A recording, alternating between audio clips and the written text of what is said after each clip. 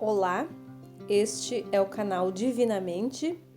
Eu estou aqui dando a minha contribuição para ajudar a melhorar o mundo. Leitura do livro 15 Poderes que Mudam a Sua Vida, do autor Lauro Trevisan. Quinto poder, o poder de Deus. Não há como duvidar que o mundo nasceu do poder supremo de um Criador, simplesmente porque nada vem do nada. Como é que o não ser pode criar o ser? É possível aceitar que a não vida crie a vida? Diz a Bíblia: antes de nascerem os montes e de criares a terra e o mundo, de eternidade a eternidade, tu és Deus. Salmo 90. E no Salmo 91, veja essa linda relação de amor e proteção entre Deus e o ser humano.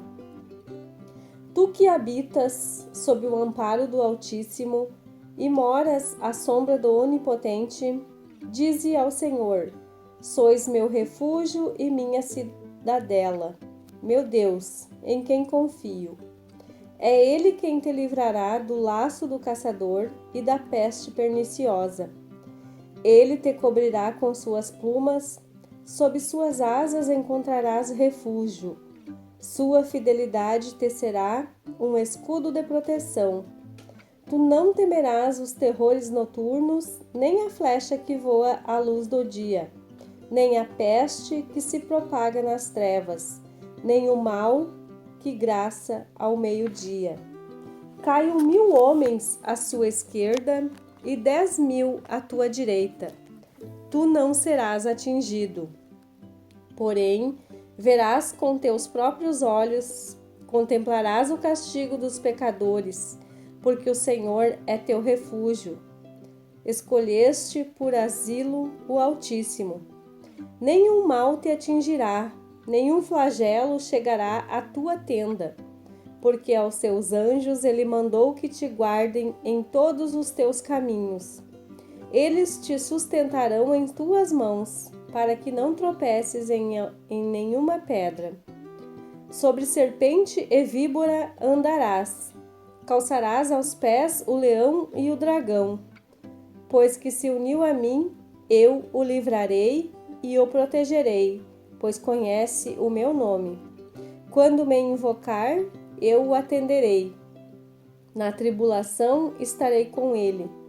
Hei de livrá-lo e o cobrirei de glória. Será favorecido de longos dias, e mostrar-lhe-ei a minha salvação. No versículo 15, Deus garante seu poder a você. Quando me invocar, eu o atenderei. Aí está o poder de Deus colocado à nossa disposição. Esse Deus amoroso, poderoso, criador, garante que nos atende sempre que o invocarmos. Mas você poderá virar a cabeça e dizer que não acredita neste salmo. Qual é a sua vantagem de não acreditar? Seja inteligente. Vá a favor da correnteza. Se a Bíblia se diz a palavra de Deus e essa palavra está a seu favor, só tem a ganhar experimentando a prática do versículo 15. Veja o que escreveu o apóstolo João numa carta. Ora, sabendo que Deus atende aos nossos pedidos, sabemos que receberemos o que pedimos. João capítulo 5, versículo 15.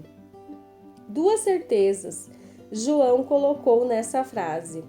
A primeira é que Deus sempre atende aos pedidos. A segunda é que receberemos o que pedimos. Esta segunda afirmação merece uma consideração especial. Leio em certos escritos que Deus nem sempre atende e quando não atende ao pedido é porque não era conveniente, ou a pessoa não merecia, mas a bondade divina sempre troca por uma graça melhor. Nada disso. João é claro. Receberemos o que pedimos. O que pedimos. Norman Mailer, escritor norte-americano, várias vezes premiado literariamente, falecido em 2007, era ateu, vinculado a vida toda ao marxismo, mas sempre angustiado, e sua inquietude o fez converter-se. Na sua última entrevista, já bem doente, aos 84 anos, confessou: "Creio que Deus existe porque vivi durante anos como ateu e tinha grandes dificuldades em tentar explicar-me filosoficamente como podemos chegar à existência do nada." Continuando o raciocínio, se Deus criou o mundo, só pode ter sido por um ato de amor e prazer.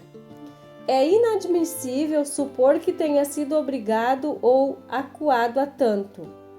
E se foi ato de amor e prazer, obviamente cuida e protege sua criação.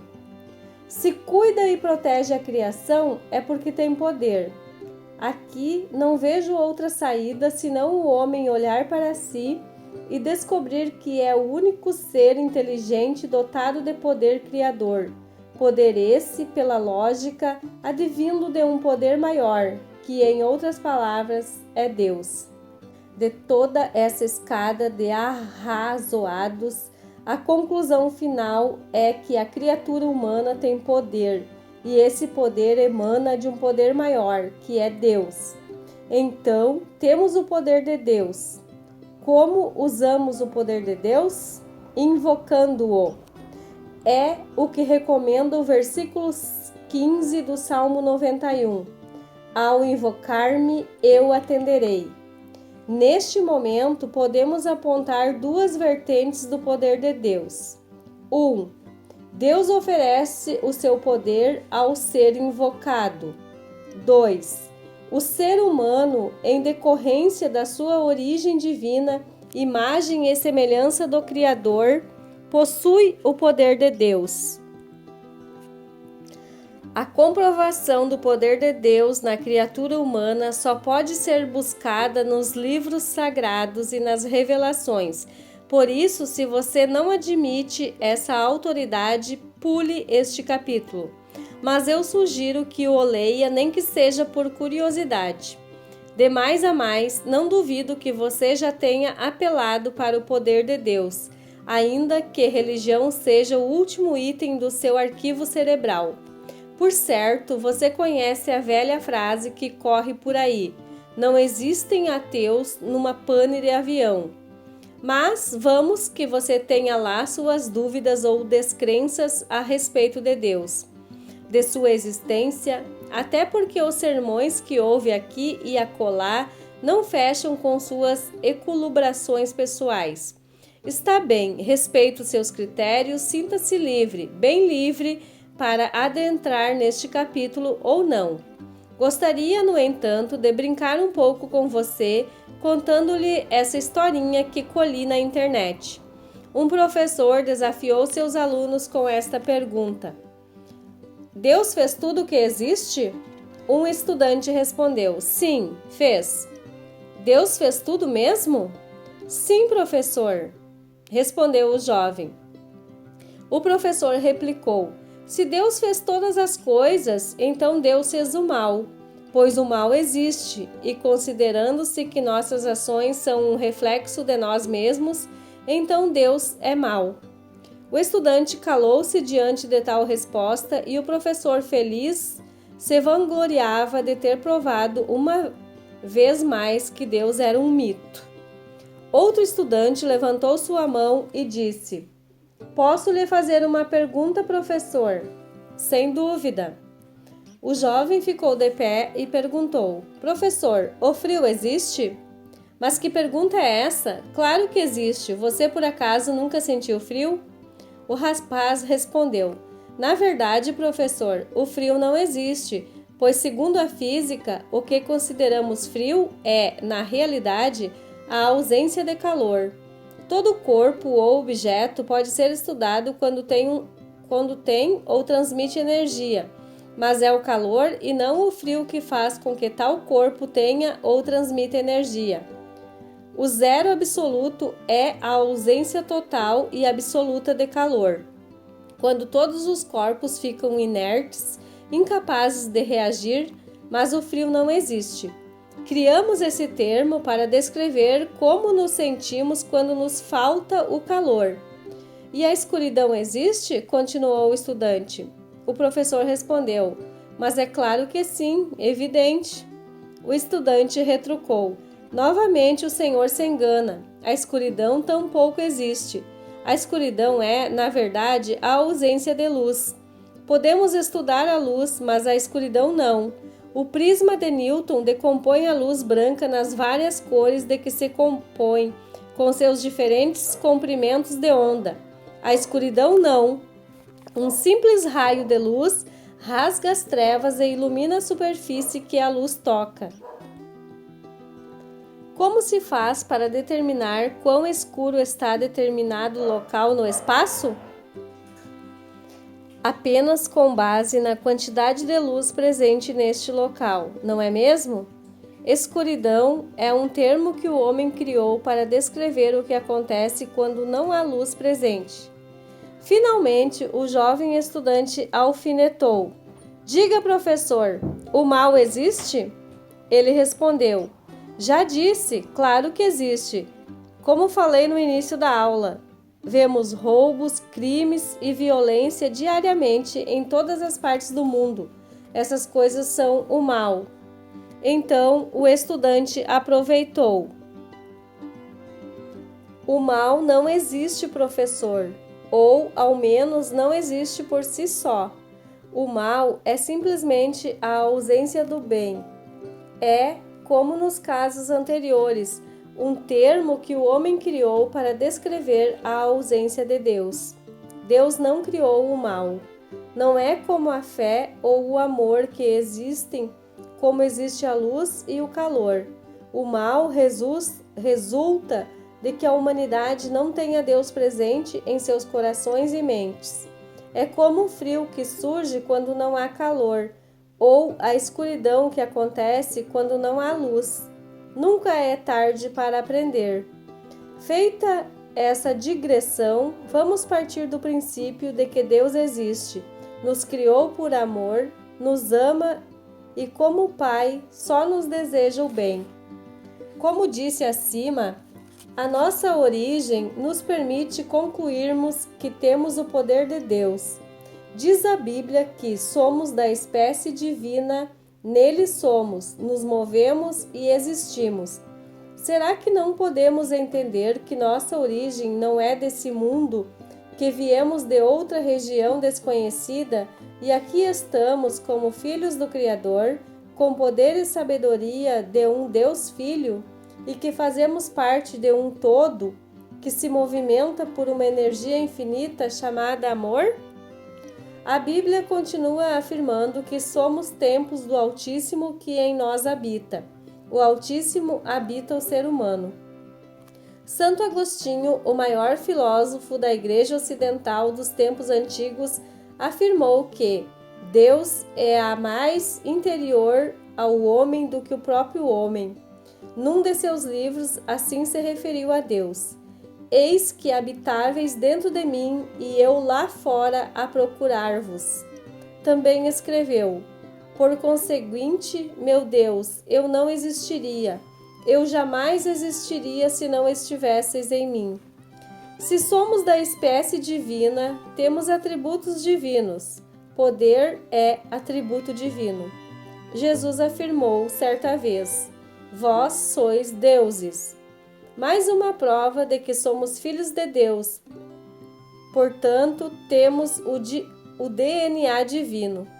Claro que somos deuses com letra minúscula, pois somos seres humanos, consequentemente limitados, ao passo que Deus é ilimitado e infinito. Deus é o poder e nós temos o poder de Deus. Não somos iguais a Deus e nem estou afirmando qualquer coisa de panteísmo. Estou dizendo que temos o poder de Deus que Deus nos deu.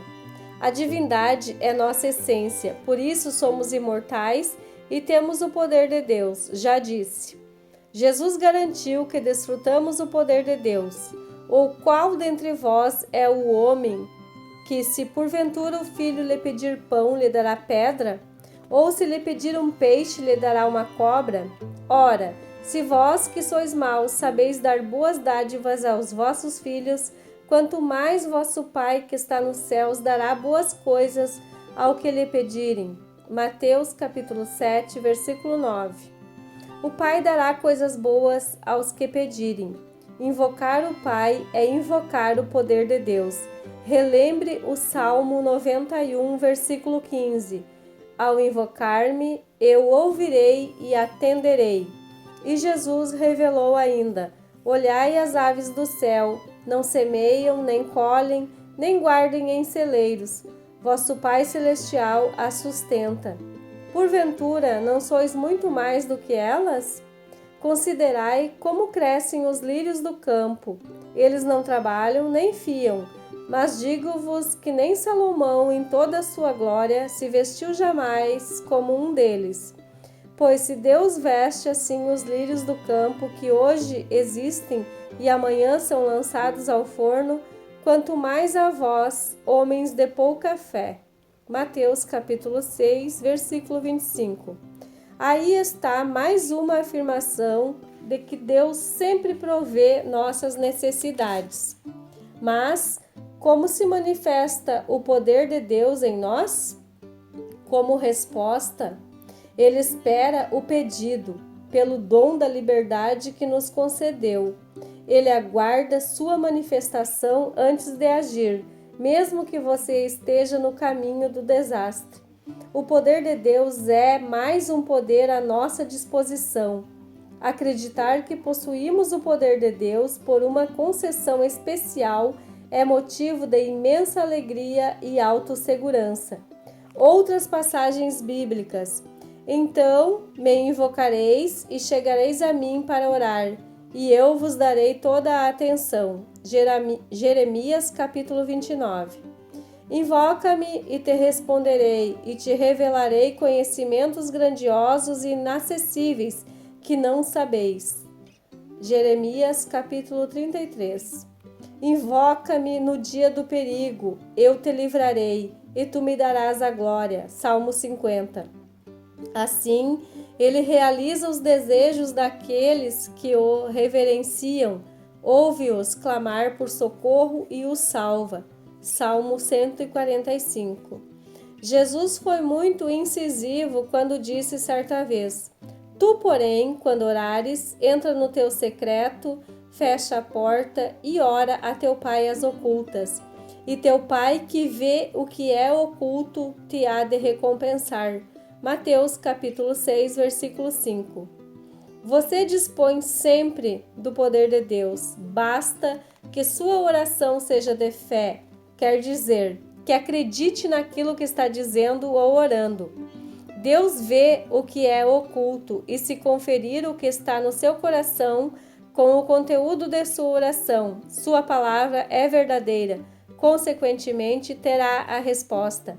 Às vezes você invoca a Deus, pede-lhe uma graça, mas seus olhos estão bloqueados e sua mente ofuscada pela descrença. Deus lhe oferece a solução e você fica olhando para o outro lado.